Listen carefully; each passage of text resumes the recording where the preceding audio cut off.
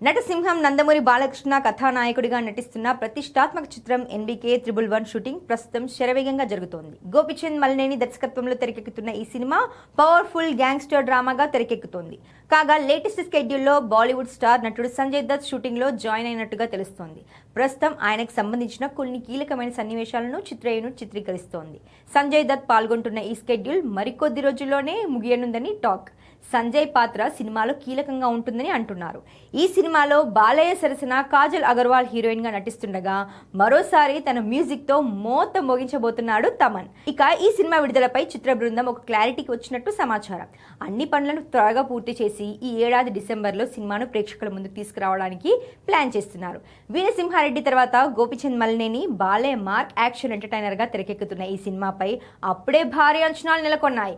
కాగా మరోవైపు బాలకృష్ణ తన తదుపరి ప్రాజెక్టును కూడా లైన్ లో పెట్టేస్తున్నారు. ఈ ఎన్బీకే 111 చిత్రం పూర్తి కాగానే కొరటాల శివ దర్శకత్వంలో ఎన్బీకే 112 ప్రాజెక్టు ప్రారంభించనున్నారు. ఈ సినిమాపై కూడా అనౌన్స్మెంట్ నుంచే భారీ హైప్ క్రియేట్ అవుతోంది.